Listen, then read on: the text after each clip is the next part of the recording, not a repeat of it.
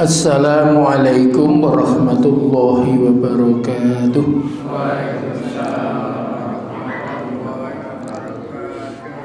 Alhamdulillahi rabbil alamin. Wassalatu wassalamu ala asyrafil anbiya'i wal mursalin wa ala alihi wa sahbihi ajma'in, amma ba'du.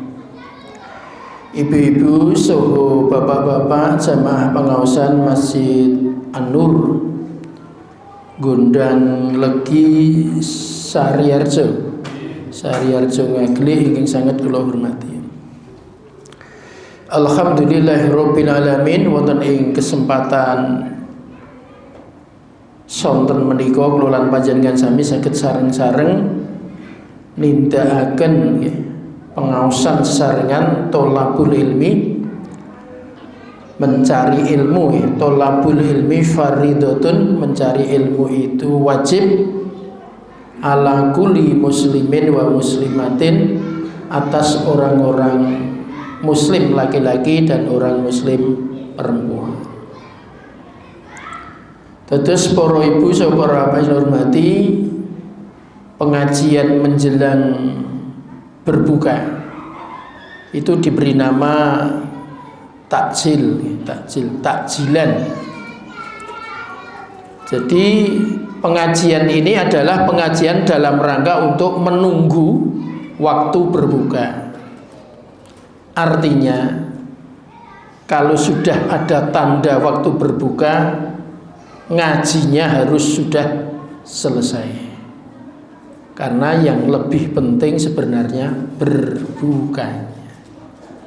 Ini nunggu. Saat ini gandeng dereng buka napa? Ngaji. Angko nek buka kudu napa?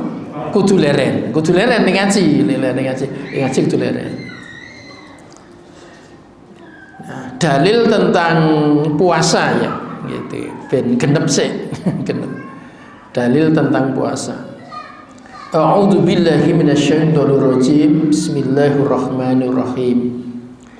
Ya ayyuhalladzina amanu kutiba alaikumusiyam kama kutiba alal ladzina min qablikum la'allakum tattaqun. Wahai orang-orang yang beriman, diwajibkan atas kamu semua berpuasa sebagaimana telah diwajibkan atas orang-orang sebelum kamu, agar kamu semua itu menjadi orang-orang yang bertakwa. Jadi ada iman, wajib puasa, harapannya biar menjadi orang yang bertakwa. Nah, ibu-ibu serta bapak yang kami hormati, bagaimana supaya puasa kita ini menjadikan bertakwa? Maka tidak lain dan tidak bukan kita harus mengisi acara-acara di bulan Ramadan ini dengan acara-acara yang dituntunkan oleh junjungan kita Nabi besar Muhammad sallallahu alaihi wasallam. Di bulan Ramadan itu kan udah komplit ya. Ada makan sahur. Makan sahur itu juga sunnah Ramadan. Maka orang yang berpuasa dengan makan sahur pahalanya lebih banyak. Karena sunnahnya puasa itu salah satunya makan sahur. Makan sahur pun kalau bisa diakhirkan, berarti sudah menjelang apa? Imsa atau menjelang adzan. Berbukanya juga disegerakan. Artinya kalau sudah ada waktu berbuka harus segera berbuka. Tidak boleh aku masih kuat mau saya tambah 30 menit, tidak boleh. Waktunya berbuka harus segera berbuka. Ada lagi di bulan Ramadan nanti ada sholat tarawih ya. Sholat tarawihnya juga harus ditegakkan, hadir di awal waktu. Yang tidak kalah pentingnya juga sholat berjamaahnya. Jadi kalau sebelum bulan Ramadan kita sudah terbiasa sholat berjamaah di masjid, maka masuk bulan Ramadan lebih giat lagi jamaahnya. Belum lagi sedekahnya, zakatnya. Jangan sampai puasanya sudah bagus, tarawihnya bagus, tetapi lantas tidak mau zakat, tidak boleh.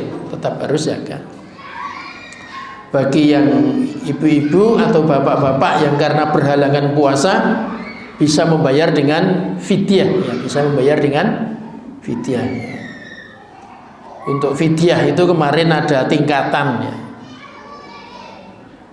Ya, bagi yang terbiasa makan enak, ya, itu fidyahnya per hari 70.000. Itu catatan dari MUI, Majelis Ulama Indonesia Daerah Istimewa Yogyakarta.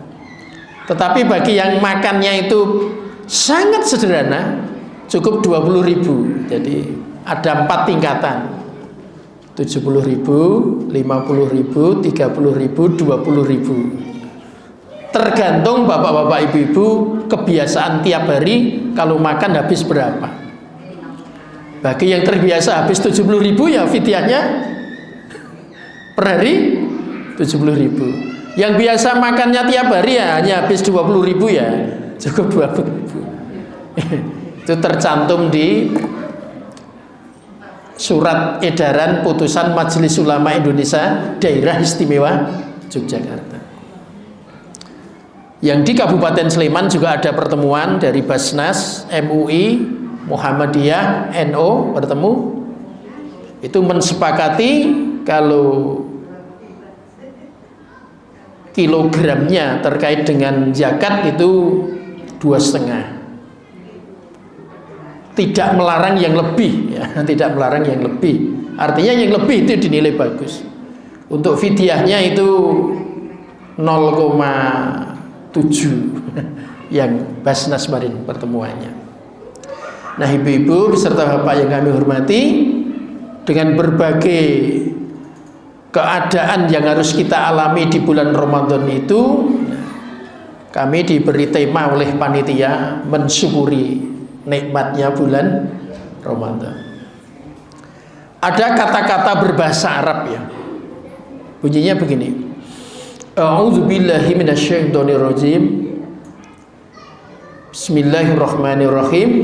Sumtus shaimi tasbihun wa naumuhu ibadatun wa du'auhu mustajabun wa amaluhu mudha'afun.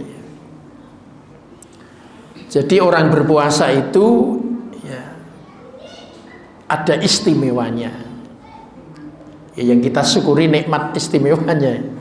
Istimewanya apa?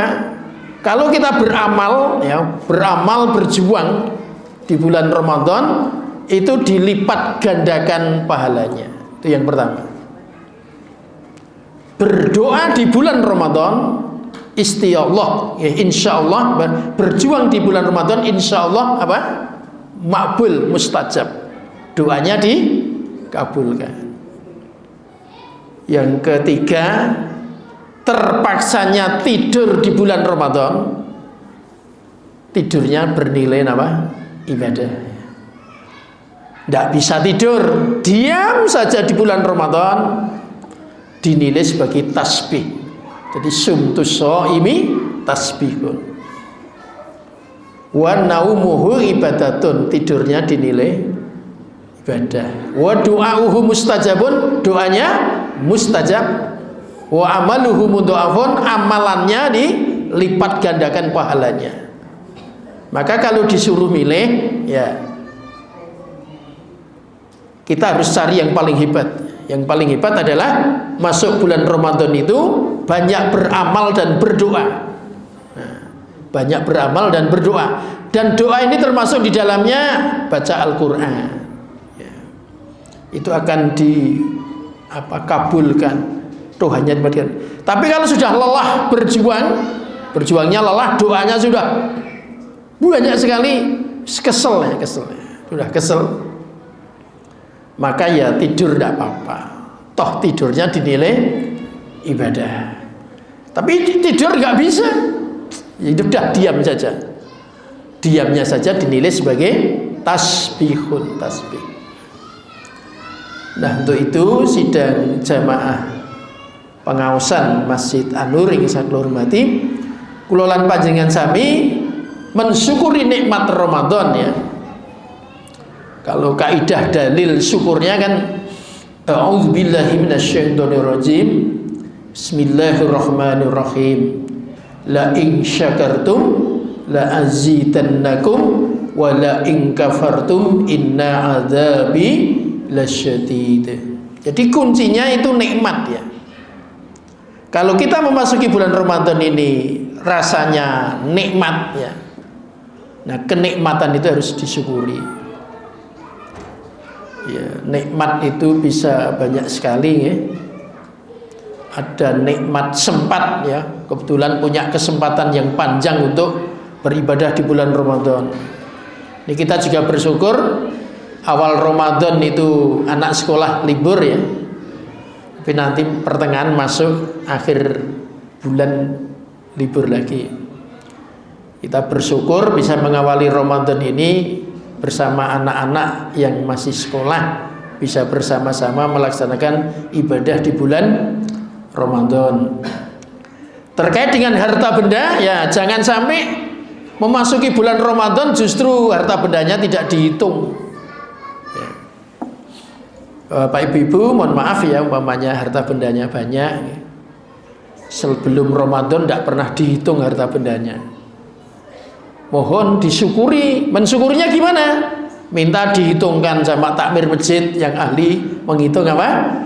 Zakat ya. Jadi jangan sampai kita punya harta benda banyak tidak dizakati ya. Jadi bentuk kesyukuran ketika seseorang memiliki harta benda itu dizakati. Kalau bapak ibu-ibu punya mobil mewah ya, mobil mewah. Karena ada mobil yang tidak mewah. Mobil tapi apa? Mewah. Untuk ukuran masyarakat umum itu mewah ya. Itu ya minimal dizakati 2,5%. Minimal. Beberapa ulama mengatakan 5%. Tapi zakatnya tidak tiap bulan. Zakatnya sekali saja. Mohon maaf ya, saya akan ambil contoh satu ya. Fortuner ya. Harganya 500 juta.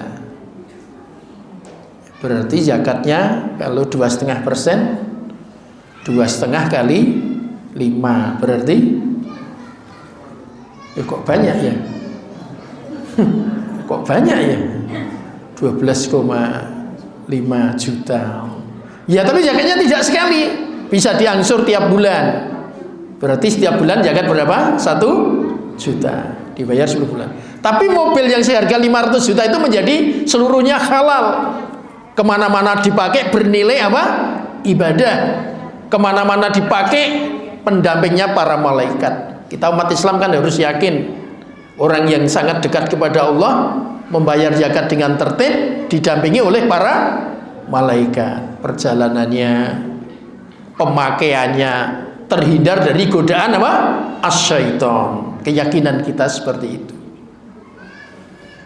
Kita kalau mendengarkan ceramah ya, kalau Jakarta ada Ustadz Hadi Hidayat yang baru saja lulus doktornya, sehari sebelum ujian kami dengan teman-teman diundang ke sana untuk pertemuan 2 hari, setelah itu 1 hari ujian. Di Jawa Timur ada Gus Baha ya. Ya, Gus Baha itu namanya Kiai Haji Ahmad Bahauddin Nur Salim. Itu dinyatakan ya, kalau orang ingin menjadi berakhlak secara baik, kata Ustaz Hidayat, kalau orang ingin berakhlak baik, tiap hari harus membiasakan 1 membaca Al-Quran, yang kedua sholat berjamaah dengan tertib ya. Jadi 1 membaca Al-Quran, 2 sholat berjamaah.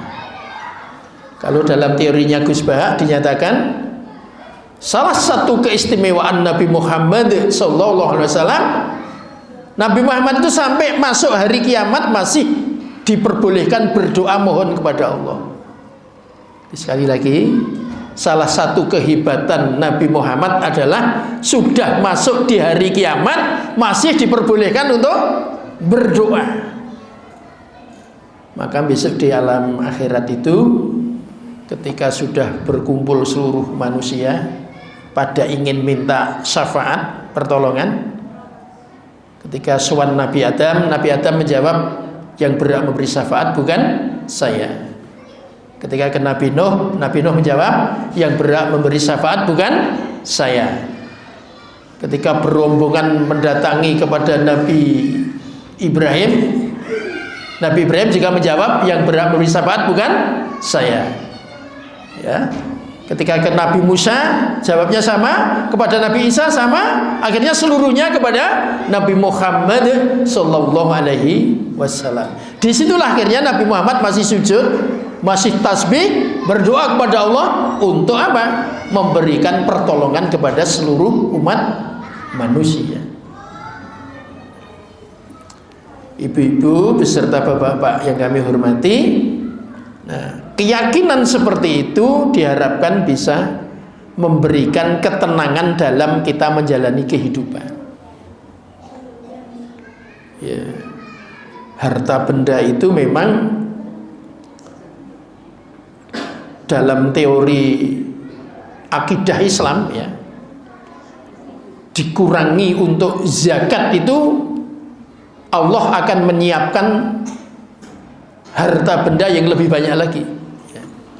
Jadi kalau kita punya harta 100 juta, bulan Ramadan ini kita zakati 2,5%, 2,5 juta kita berikan kepada fakir miskin. Dalam keyakinan Islam, dalam waktu cepat Allah akan menukar yang 2,5 juta. Akan segera ditukar dengan cepat karena punya keikhlasan sudah membayar zakatnya itu. Nah, maka dari itu ya, ada sebuah buku ya tentang ruh Ramadan itu, ada 3 istilah masuk dalam kategori kesabaran, yaitu as-sabru ala ta'at, as-sabru anil maksiat, as-sabru indal musibah. Sabar di situ yang paling penting untuk kita pahami. Sabar itu tindakan hati mendorong seluruh anggota tubuh ini untuk menjalankan perintah Allah dan meninggalkan larangan Allah. Jadi kalau ada azan kita rasanya senang untuk segera sholat, namanya as-sabru ala ta'at, sabar terkait dengan ketaatan. Sebagai seorang istri, mohon maaf, selalu taat pada suaminya, maka ketaatan itu ketika seorang istri meniati sebagai bentuk penghormatan kepada pasangannya, kepada suaminya, disebut dengan as-sabru ala ta'at. Seorang suami selalu jujur kepada istrinya sebagai bentuk kesetiaan suami kepada istri, maka kejujuran itu disebut as-sabru ala ta'at. Memiliki harta benda, ingin sedekah, ingin zakat, dengan dia zakat sebagai bentuk dari ketaatannya sebagai hambanya Allah, itu dinamakan as-sabru ala ta'at. Yang kedua namanya as-sabru anil maksiat. Kadang-kadang kita bertanya-tanya, kenapa masuk bulan Ramadan kok ya masih ada yang berbuat maksiat. Mohon maaf saya sebut nama ya, seorang kiai sudah almarhum Bapak Kiai A.R. Fahrudin ya. Bapak Kiai A.R. Fahrudin itu dulu ketika ada yang bertanya, kenapa di bulan Ramadan kok masih ada yang maksiat? Sebenarnya di bulan Ramadan itu iblis, setan itu dibelenggu, dibondo. Tetapi bukan berarti diam saja. Dibondo ning isih-iso napa? Isih-iso nggodho. Lah repote iki awake dhewe iki mungsuh setan dibondo wae napa? Kalah. Ini sing rada. Nek mungsuh setan dibondo wae kalah apa meneh nek setane ucul lah ya wis mawut kabeh. Ini Pak Air dulu ya. Pak Air kan mubalik yang luar biasa. Dalam satu cerita Pak Air Fahrudin itu bersepeda dari mana? Sumatera Selatan menuju ke Aceh dalam rangka untuk mengembangkan dakwahnya dulu ya, luar biasa. Ibu-ibu, bapak yang kami hormati, jadi as-sabru ala ta'at, as-sabru anil maksiat, yaitu kita sabar terkait dengan kemaksiatan. Man ra'a minkum munkaran falyughayyirhu biyadihi fa ilam yastati fa bilisanihi fa ilam yastati fa biqalbihi wa dzalika at'aful iman. Kita ini kalau melihat kemaksiatan ya, walaupun bulan Ramadan ya, itu kalau memang kita punya kekuasaan, punya jabatan, ya jabatan kita harus kita pakai untuk mencegahnya. Kekuasaan kita pakai untuk mencegahnya. Tetapi kalau kita tidak punya kekuasaan, tidak punya jabatan, fabilisanihi, ya lisan kita, tapi lisan juga tidak berani, ya lisan tidak berani, yang tinggal yang terakhir fabiqolbihi wadzalika at'aful iman. Ya dengan hati, tapi ketahuilah dengan hati itu adalah selemah-lemah iman. Dulu tahun 88 saya ikut ujian yang uji Ustadz Ahmad Asyar Bashir. Ujiannya dalil ini. Ketika ditanya apa yang dimaksud dengan fabil qalbihi wa dzalika at'aful iman, kami berlima yang diuji tidak ada yang benar. Tidak ada yang sempurna. Akhirnya dijelaskan oleh Pak Asyar Bashir. Yang dimaksud dengan fabil qalbihi wa dzalika at'aful iman adalah menimbulkan, menumbuhkan ya, atau meninggalkan, membikin kesan kepada si pelaku kejahatan bahwa kita ini tidak sepakat, walaupun tidak melarang dalam bentuk tindakan, tidak berucap dalam bentuk lisan, tetapi minimal punya sikap, yang sikap itu ada kesannya bahwa orang yang berbuat jahat itu tahu kalau kita tidak setuju. Itu saja. Sing penting sing maksiat niku ngerti nek awake dhewe mboten setuju. Itu yang disebut dengan fabiqolbihi wa dzalika at'aful iman. Soalnya kalau itu tidak dilakukan, yang paling bahaya adalah si pelaku kejahatan mengira kita setuju. Wah, ini berat ini. Lah saya sudah menjalankan maksiat bertahun-tahun, tetangga saya itu kalau petuk saya hanya senyum-senyum. Wah, saya kira setuju ya senyum itu. Karena memang tidak ada kesan yang muncul. Tetangganya itu tidak pernah menumbuhkan kesan, tidak pernah meninggalkan pesan kalau tidak setuju. Maka orang berbuat maksiat itu minimal kita menimbulkan kesan bahwa kita tidak setuju, walaupun tidak berani berucap, walaupun tidak berani bertindak karena tidak punya kekuasaan. Kalau dulu, maaf ya ibu-ibu, dulu jadi ibu zaman dulu itu kalau ada suami dehem itu sudah takut itu. Sudah takut sekali istri itu. Ada apa ya suamiku? Udah gitu dulu, saya tidak tahu sekarang ya. Itu suami dehem saya sudah apa? Udah bingung dia. Ada apa suamiku sudah apa? Dehem seperti itu. Paling terus datang, wahai suamiku, ada apa? Kok engkau dehem nonton nggih Bu Camat nggih. Bu Camat. Ibu-ibu, bapak ingin sangat kula hormati. Terus itu as-sabru anil maksiat ya. Yang terakhir namanya as-sabru indal musibah. Nah, kita tidak boleh terlalu cepat memberikan vonis atau mengklaim ketika punya tetangga terkena musibah menurut kita. Kadang-kadang kita ini kalau melihat tetangga terkena musibah, kadang-kadang kan ada yang langsung, nah percaya enggak kena laknat itu, enggak boleh langsung begitu, enggak boleh. Karena apa? Belum tentu yang kita lihat sebagai musibah itu dia yang terkena itu menganggap itu sebagai musibah. Boleh jadi dianggap sebagai ujian. Nah, kita akan ambil contoh, ada orang rajin sholat. Dia sudah puasa di bulan Ramadan. Ya, dia sudah puasa di bulan Ramadan. Dia rajin ikut takjilan, rajin ikut tadarus, rajin sedekah, rajin sholat tarawih. Bulan Ramadan masih hilang motornya. Motornya hilang bapaknya. Itu mungkin bagi kita, percaya ndak itu kena musibah, laknat dia. Ndak boleh. Wong dia yang kehilangan saja mengatakan ini ujian dari Allah Subhanahu wa ta'ala, dan saya yakin di balik ujian ini Allah akan memberikan nikmat yang lebih besar. Jadi maka jangan tergesa-gesa mengklaim seseorang yang sedang terkena sebuah musibah ya. Boleh jadi bagi yang mengalami itu sebuah ujian. dianggap sebagai ujian dalam rangka untuk meningkatkan keimanan dan ketakwaan kepada Allah. Karena memang dalam sejarah ya, apalagi umatnya Nabi Muhammad ya, kalau kita belajar dari mukjizat yang ada, memang kalau mukjizat ya, kelebihan yang diberikan oleh Allah kepada para nabi dan rasul. Kalau Nabi Musa itu kan mukjizatnya apa? Tongkat. Dan itu di zamannya Nabi Musa langsung sabet ke tenggen laut langsung apa? Ya, bismillah. Umatnya Nabi Muhammad tidak usah tari tongkatnya Nabi Musa. Al-Quran tidak pernah menganjurkan umatnya Nabi Muhammad mencari kekuatan seperti tongkatnya Nabi Musa. Ya, kita kalau baca Syahrul Ramadan alladzi unzila fihil Quran hudal linas wa bayyinatin minal huda wal furqan, sudah cukup.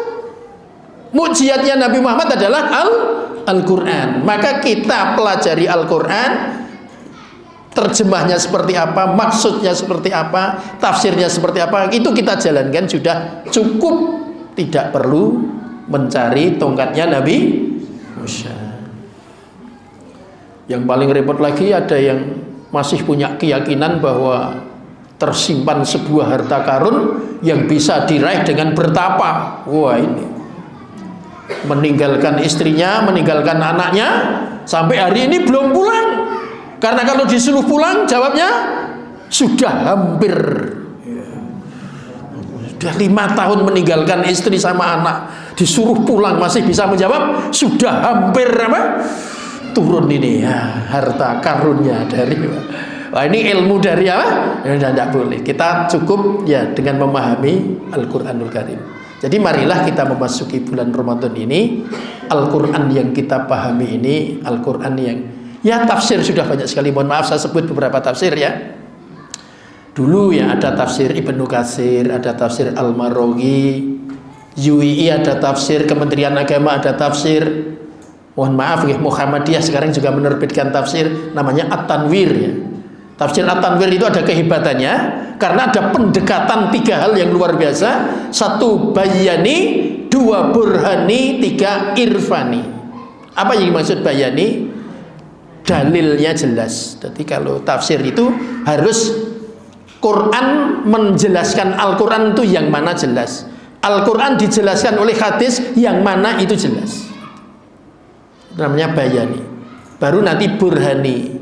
Burhani itu ada sumbangan ya dari sisi empiris, umpamanya ilmu psikologi, ilmu kedokteran, ilmu kesehatan, ilmu sosiologi. Itu yang untuk menjadikan tafsir itu menjadi lebih nyaman, atau tafsir itu dibaca menjadi lebih enak, lebih bisa dipahami dalam kehidupan sehari-hari.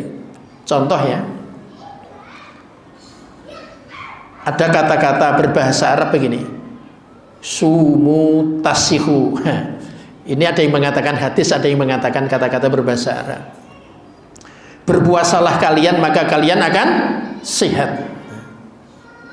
Di tafsir Al-Maroghi itu dinyatakan, dijelaskan begini, orang yang rajin berpuasa di bulan Ramadan, akhirnya dia puasa sampai akhir bulan itu, maka dijamin lemak-lemak yang jahat itu akan apa? Luruh ya, akan luruh, hancur ya, hancur. Dan tinggal lemak-lemak yang bagus. Jadi jangan dikira kita tidak butuh lemak, kita ini juga butuh lemak. Tapi harapan kita kan lemak yang jahat apa? Rontok. Dan itu bisa diraih dengan menjalankan ibadah puasa. Lantas yang bisa menjelaskan tentang lemak rontok itu siapa? Ya mau tidak mau kita harus minta tolong kepada ahlinya, yang ahli di bidang pencernaan, yang ahli di bidang kesehatan, akhirnya melibatkan dokter.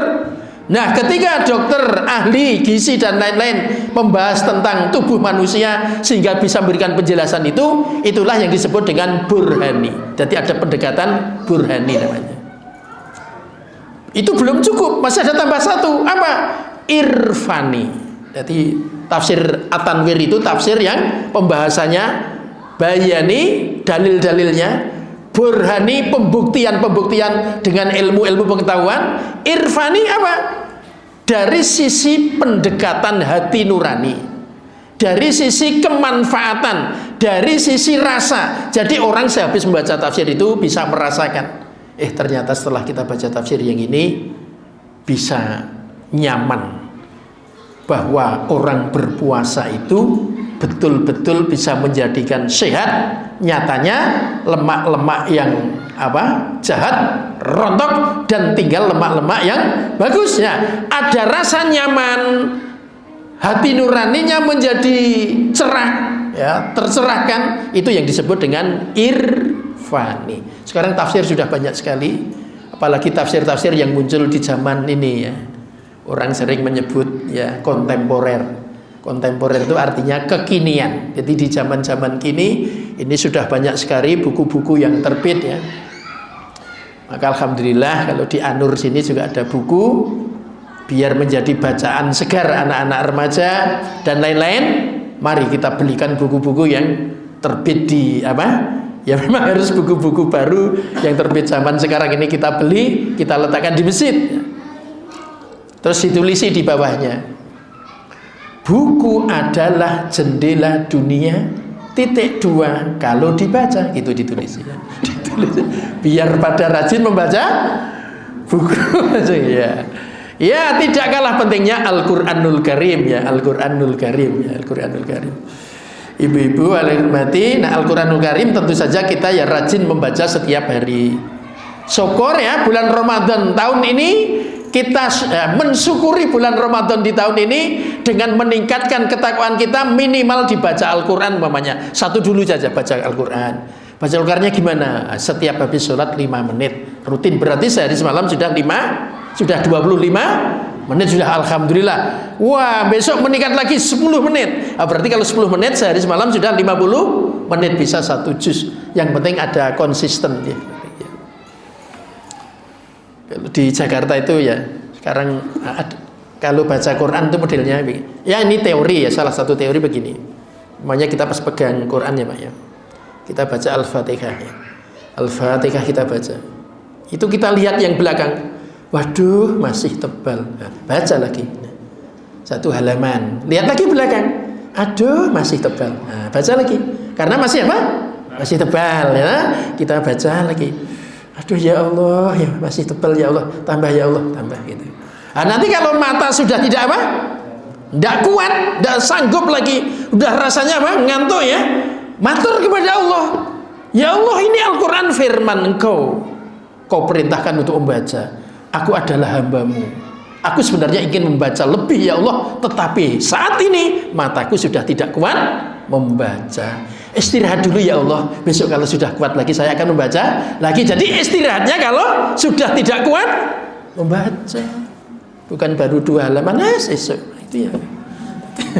Sesuk lali sesuk lali ya. Memang ini ada ya, jangan dikira penghafal Al-Quran itu membacanya sehari semalam 4 kali. Jadi sebelum subuh boleh, setelah subuh boleh, nanti disambung jam-jam 10 siang. Nanti sore sekitar ngasar baca lagi, malam sebelum tidur baca lagi. Jadi sehari semalam berapa kali? 4 kali. Dari para penghafal Al-Quran itu memang baca Qurannya sehari semalam ada yang ya tidak hanya minimal 4 kali, dan membacanya modelnya tadi masih tebal, masih tebal gitu. Setelah ngantuk baru tidur. Mau tidur pun matur kepada Allah, ya Allah, mohon maaf ya Allah, hari ini istirahat dulu kami karena sudah tidak sanggup lagi untuk membaca. Ya saya teorinya bisa. Kemarin itu yang mohon maaf ya, Ustadz Adi Dayat memberikan motivasi yang muda-muda, paling enggak memang yang nginep 1 bulan. 1 bulan nginap untuk dibimbing full ya, bimbing full. Yang tua-tua seperti saya diberi ilmu untuk memotivasi yang di daerah-daerah. Ini sudah saya sampaikan ya, sudah saya sampaikan pada panjenengan semua, hasil dari pertemuan 2 hari 2 malam di Jakarta. Ibu-ibu beserta bapak yang kami hormati, Terus memasuki bulan Ramadan kita juga bersyukur karena masih diberi hidup ya. Biasanya kan orang itu kalau masuk bulan Ramadan kan alhamdulillah ternyata masih ketemu lagi. Doa kita kan gitu sama. Mudah-mudahan tahun depan kita ketemu lagi, itu harapannya. Ya. Kita selalu punya harapan, punya umur panjang. Kalau Nabi Muhammad SAW itu umurnya 63 tahun. Itu hitungan milad, itu hitungan hijriah ya. Kalau hitungan miladiyah bisa hanya 61. Pak Kirman sudah 60 lebih 5 bulan. Tetapi di rumah saya, mohon maaf ya, di rumah saya itu ada mertua saya, ibu nggih. Mertua saya itu sekarang umurnya sudah kelahiran 27, jadi umurnya sudah 96-97. Artinya nek saya nanti seperti mertua saya masih lama. Ayo tinggal seperti siapa dulu gitu. Kalau bapak saya itu 75, berarti kalau saya seperti bapak saya ya tinggal 15 tahun. Simbok saya hampir 80 ya, simbok saya hampir 80. Masih lama. Umur yang tahu hanya Allah Subhanahu wa taala. Kalau hati kita, hati itu yang tahu kita sendiri dan Allah ya. Jadi kita ini tahu hati kita. Allah juga tahu seluruh hati manusia ya. Tapi kalau masalah mati, meninggal, yang tahu hanya Allah. Kita tidak tahu. Tapi kita wajib berhusnudzon, berprasangka baik kepada Allah ya. Saya akan ambil contoh yang bapak-bapak ingin ngurusi masjid ya, takmir masjid mriki. Saya pernah ditugasi di Pulau Bangka, Pak. Pulau Bangka. Berdua kami dengan teman saya namanya Pak Ustadz Najib Sudarmawan. Pak Najib Sudarmawan itu terakhir menjadi Kabid Bimas Islam di Kementerian Agama daerah Istimewa Yogyakarta. Kami berdua diutus, pernah berdua pakai mobil berdakwah, pakai mobil sendiri, berdua gentenan nyopir itu 3 hari 3 malam Tulungagung, Trenggalek, Pacitan, pernah ya. Pernah juga kami berdua ditugasi di Bali ya, di Bali ya, keliling di 4 kabupaten. Pernah juga di Bangka. Ya, ini yang akan saya ceritakan yang di Bangka. Di Bangka itu kami sempat ya keliling di 7 wilayah.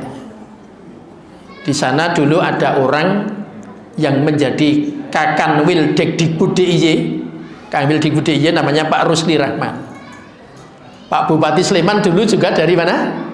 Bangka, Muntok sana. Saya pernah keliling di Bangka. Nah, yang akan saya ceritakan adalah gini.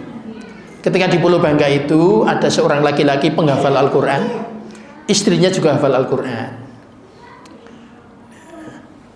Mendirikan, dapat tanah wakaf dari Pak Rusli Rahman, Pak Kakanwil Dekdikbud DIY itu. Nah, dibangun 2 lantai gitu. Saya ditimbali sama Ustadz yang hafal Quran itu, Pak Kirman, mumpung berada di Pulau Bangka, hadir di pondok kami, tolong anak-anak kami diberi motivasi. Nah, ketika saya naik ke lantai 2 itu, anak-anak yang ada itu kelas 3, 4, 5 SD. 3, 4, 5 SD. Habis saya memberi motivasi, saya bertanya pada Ustadz, ya Ustadz, kenapa muridnya kok tidak yang SMA sama mahasiswa? Biar segera menjadi mubalik gitu. Jawab Ustadz itu gini, saya itu kirim suratnya, mintanya pada Allah, juga bikin surat yang disebar ke mana? Daerah-daerah, dan berdoanya kepada Allah, itu mintanya yang mahasiswa dan SMA.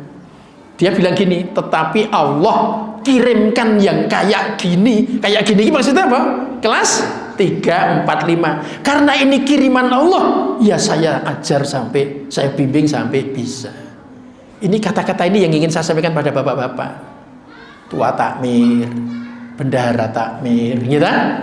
Dadi nek jenengan ngurusi takmir masjid niku, durung karuan penjalukan jenengan niku dikabulke kalih Gusti Allah nggih.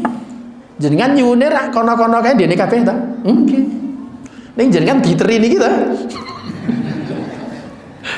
Karena ini itu kirimane Gusti Allah. Sebagai pengurus takmir masjid harus yakin siapapun yang masuk ke masjid adalah kirimanipun sinten Gusti Allah. Itu yang terpenting.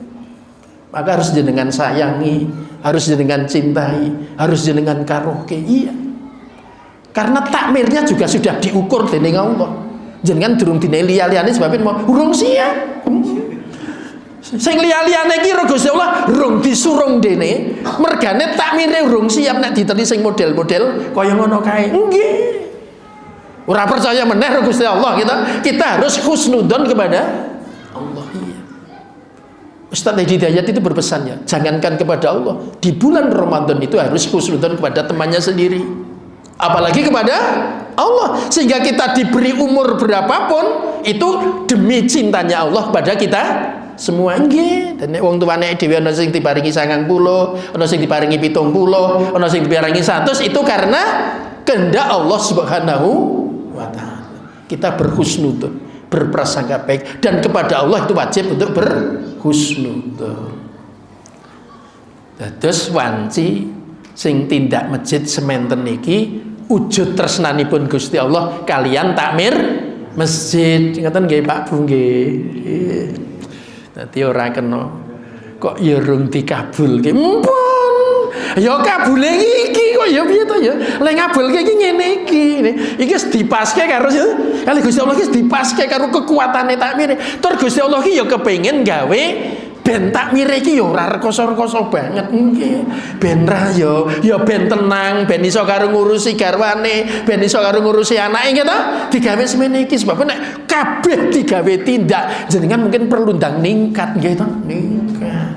Mungkin kudu ndang gawe kono. Itu analisa kami gitu. Harus selalu ya saya analisa dengan berdasarkan pendapat-pendapat para ulama, para orang-orang yang memang sudah ahlinya. Maka dibiasakan, termasuk mohon maaf saya sebut satu lagi, Bapak Profesor Quraish Shihab ya. Profesor Quraish Shihab itu sekarang meminta Gus Baha untuk menjadi salah satu pengajar di pondoknya. Luar biasa ya. Jadi Gus Baha itu dijadikan salah satu pengajar di pondoknya. Itu karena kekuatan sanad namanya Pak. Sanad itu nek dalil ini sambungan nih. Soko sopo akhirnya sampai kepada Nabi Muhammad sallallahu alaihi wasallam. Ustadz Hadi Hidayat ini kekuatannya di itu membimbing membimbing orang cepat menghafal Al-Qur'an. Membimbing itu loh Pak. Pinter tinggo ijen kuwi ya biasa nih. Pinter nggo bimbing ya. Wah. Kemarin hadir dari Waju ya, dari Indonesia Timur itu 11 orang dibimbing untuk bagaimana menghafal Iya. Ibu-ibu beserta Bapak yang hormati, tapi intinya adalah kita ini harus ya yakin kepada Allah, ya kita tingkatkan ingatnya kepada Allah, kita tingkatkan ibadah kita ya. Ya intinya Al-Qur'an itu harus menjadi pedoman kita ya. Syahrul Ramadan alladzi unzila fihil Qur'an hudal linas wa bayyinatin minal huda wal furqan. Jadi Al-Qur'an itu petunjuk bagi manusia yang bisa menjelaskan seluruh petunjuk yang ada sejak Nabi Adam, dan yang terakhir Al-Quran sebagai pembeda antara yang hak dan yang batal, termasuk yang membedakan antara yang benar dan yang salah, membedakan yang baik dan yang buruk, membedakan yang indah dan tidak indah. Itu ukurannya memakai Al-Quran. Kita bisa seperti itu kalau kita ya ngaji setiap hari tentang Al-Quran. Kita baca cepat ya, kita baca pelan dulu. Kalau ingin menghafal harus bisa cepat dulu. Jadi urut-urutannya darus, alon-alon betul apa? Kerep darus, terus akhirnya lemoco sakit apa? Buanter, nek wis maca banter nembe apa? Ngapalke. Iya, memang urutannya begitu. Jadi le ngapalke iki mergo iso banter sih ya. Saya rindik-rindik nggih dibanter keriyen, tapi juga banter sesuai dengan ilmu tajwid. Maka ya kita ngundang guru yang ahli terkait dengan masalah Al-Qur'an. Menika ingin saged kula aturaken terkait dengan mensyukuri nikmat bulan Ramadan. Marilah bulan Ramadan tahun ini kita isi dengan sebaik-baiknya, kita laksanakan kesunahan-kesunahan yang dituntunkan oleh Nabi Muhammad sallallahu alaihi wasallam. Monggo kita ditunggu sesarengan. Al-Fatihah. A'udzubillahi minasyaitonirrajim. Bismillahirrahmanirrahim. Alhamdulillahirabbil alamin. Arrahmanirrahim. Maliki yaumiddin. Iyyaka na'budu wa iyyaka nasta'in. Ihdinas siratal mustaqim. Shiratal ladzina an'amta 'alaihim ghairil maghdubi 'alaihim waladdallin. Amin. Allahumma sholli ala sayyidina Muhammadin wa ala alihi washabbihi ajma'in. Allahumma fir lil muslimin wal muslimat wal mu'minin wal mu'minat al ahya'i minhum wal amwat innaka sami'un qaribun mujibud da'wat. Rabbana dhalamna anfusana wa illam taghfir lana wa tarhamna lanakunanna minal khasirin. Rabbana la tuzigh qulubana ba'da idh hadaytana wa hab lana min ladunka rahmah innaka antal wahhab. Allahumma alif baina qulubina wa aslih dhata bainina wahdina subul salam bi rahmatika ya arhamar rahimin. Rabbana atina fid dunya hasanah wa fil akhirati hasanah wa qina adzabannar. Subhana rabbika rabbil izzati amma yasifun. Salamun alal mursalin walhamdulillahi rabbil alamin. Amin ya rabbal alamin. Assalamualaikum warahmatullahi wabarakatuh.